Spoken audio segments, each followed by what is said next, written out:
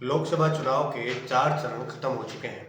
पूरे देश में सियासी उबाल अपने चरम पर है। देश के सबसे बड़े सूबे उत्तर प्रदेश में भी चुनावी पारा सिर चढ़कर बोल रहा है। मंगलवार 14 मई को दो बड़े सियासी घटनाक्रम उत्तर प्रदेश में हुए। यूपी के दो राजपूत बाहुबलियों ने लोकसभा चुनाव में अपने अपने पक्ष रखे कि वो किस किस पार्टी के साथ हैं। उसमें जौनपुर के बाहुबली नेता और पूर्व सांसद धनंजय ने सत्ताधारी एनडीए गठबंधन को समर्थन देने का ऐलान किया। वहीं प्रतापगढ़ की कुंडा विधानसभा से विधायक राजा भैया ने न्यूट्रल रहने का संकेत दिया है। जनसत्ता दल के मुखिया और कुंडा विधायक राजा भैया ने अपने समर्थकों से कहा कि वो अपनी पसंद के मुताबिक अपने विवेक से वोट करें। लोकसभा चुनाव के 5वें चरण में होने वाली उत्तर प्रदेश की 14 सीटों पर इन बाहुबलियों के ऐलान का असर साफ तौर पर दिखाई देगा, इसमें कोई दो राय नहीं है। गौरतलब हो कि चौथे चरण में यूपी की मोहनलालगंज लोकसभा सीट, लखनऊ, अमेठी, रायबरेली, गोंडा, केसरगंज, फैजाबाद सहित कई सीटें शामिल हैं। वहीं आपको बता दें कि राजा भैया के साथ गृह मंत्री अमित शाह ने भी मुलाकात की। कुंडा के बाहुबली विधायक राजा भैया ने लोकसभा चुनाव में बीजेपी से दूरी बनाई हुई है। उन्होंने बीजेपी के साथ गठबंधन नहीं किया है।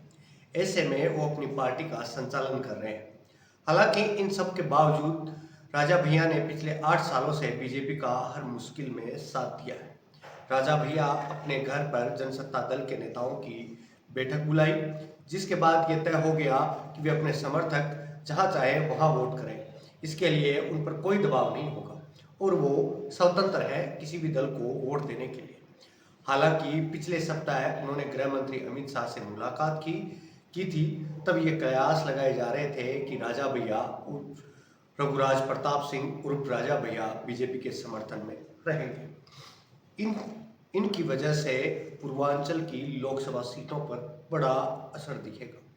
भारतीय जनता पार्टी का पिछले कुछ समय में ये तो तय हो गया है कि बहुत सारे जो संगठन हैं वो भारतीय जनता पार्टी को छोड़कर, एनडीए को छोड़कर या तो न्यूट्रल हो रहे हैं या फिर इंडिया गठबंधन में जा रहे हैं।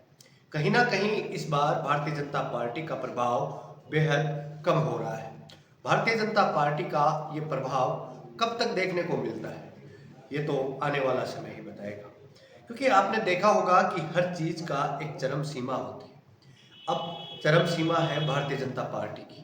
राजनीति में तो वैसे भी कोई भी किसी का भी अस्तित्व परमानेंट नहीं होता। राजनीति में परिवर्तन अच्छे लगते हैं और अब शायद इस बार जनता ने अपना मन बनाया है परिवर्तन का, और ये परिवर्तन का असर सोशल मीडिया पर भी खासा रूप से देखा जा रहा है।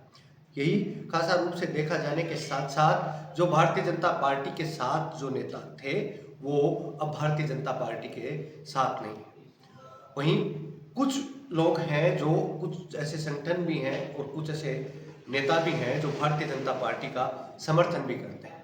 जैसे पूर्वांचल जौनपुर से पूर्व सांसद धनंजय सिंह के बीजेपी के समर्थन के ऐलान के बाद अब सिर्फ जौनपुर ही नहीं बल्कि पूर्वांचल की कई लोकसभा सीटों पर इसका जोरदार असर, सकारात्मक और नकारात्मक दोनों असर दिखाई देगा।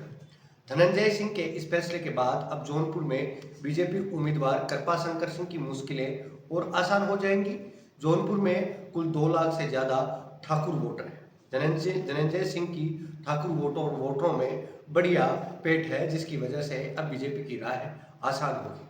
वाराणसी के ब्रिजेश से लेकर कुंडा के रघुराज प्रताप सिंह उर्फ राजा भैया तक धनंजय का रिश्ता रहा है। ऐसे में जौनपुर की आसपास की सीटों पर गाजीपुर, बलिया, आजमगढ़, मछली शहर, प्रतापगढ़, अयोध्या, भदोही, चंदौली, घोसी और सोनभद्र जैसी सीटों पर ठाकुर वोटरों की बढ़िया संख्या है। अब राजनीति में ये तो रहा ही है। राजनीति हमेशा जातीय समीकरणों में चलती है। राज्य जहाँ राजनीतिक समीकरण मजबूत होते हैं वहाँ उस जाति के किसी एक मजबूत व्यक्ति की, जो पेट वाला व्यक्ति होता है, उसको लेकर के उन वोटरों को, जातिगत वोटरों को अपनी ओर खींचने का काम ये राजनीतिक पार्टियां अक्सर करती आई हैं। वैसा ही अब हो रहा है। वहीं देखें तो राजा भैया रघुराज प्रताप सिंह उर्फ राजा भैया इस बार बीजेपी का साथ नहीं देने की वजह से वहां पर भारतीय जनता पार्टी को कई सीटों पर नुकसान उठाना पड़ सकता है, क्योंकि कुंडा से विधायक राजा भैया लगातार कई वर्षों से विधायक हैं और उनकी पैठ भी ठाकुर वोटरों में बड़ी मजबूत है। ठाकुर वोटरों को वो मैनिपुलेट अच्छी तरीके से करते हैं। ठाकुर वोटरों को वो वहाँ गठाने का काम करेंगे। वहीं अपन बात करें जौनपुर की, तो वहाँ से बाहुबली पूर्व सांसद धनंजय सिंह के साथ कुछ ठाकुर वोटरों का आगमन भी होगा भारतीय जनता पार्टी। तो पहले भारतीय जनता पार्टी के साथ रघुराज प्रताप सिंह साथ रहे, अब उनके खिलाफ हुए हैं, तो कुछ ना कुछ तो कमी शायद भारतीय जनता पार्टी की सीटों में होगी।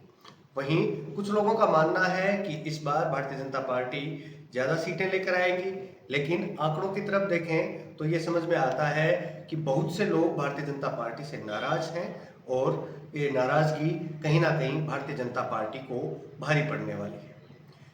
मैं हूं आपका दोस्त और होस्ट कपिल भाटर और आप देख रहे हैं देवम बाट पर आप देख रहे हैं लोकसभा चुनावों की इस कड़ी को। लोकसभा चुनावों की इस कड़ी में आप देख रहे हैं चौथे चरण की सीटों की जोड़गांठ। इस जोड़गांठ में देखते हैं कि भारतीय जनता पार्टी आगे निकलती है या इंडिया अलायंस गठबंधन, जो इंडिया गठबंधन है, वो आगे निकलता है। वैसे भी देखें तो राजनीतिक दृष्टि से राजस्थान, उत्तर प्रदेश, मध्य प्रदेश और बिहार, यही 4 राज्य भारत के मुखिया की तस्वीर को साफ करते हैं। अब देखना होगा कि ये 4 राज्य किस दिशा में अपनी वोट करते हैं। जिस दिशा में ये 4 राज्य वोट करेंगे उस दिशा से ये तय हो जाएगा कि इस बार सरकार इंडिया अलायंस की बनती है या एनडीए गठबंधन की। अभी मैं आपसे विदा लेता हूं। आप देखते रहिए देवम बाट को। आपने यदि देवम बाट सब्सक्राइब नहीं किया तो अभी जाइए और सब्सक्राइब कीजिए और इस वीडियो को शेयर कीजिए ज़्यादा से ज़्यादा लोगों के बीच और लाइक कीजिए। और यदि आप हमें कोई सुझाव देना चाहते हैं तो कमेंट कीजिएगा। आप यहाँ तक आए इसके लिए आपका धन्यवाद, आभार।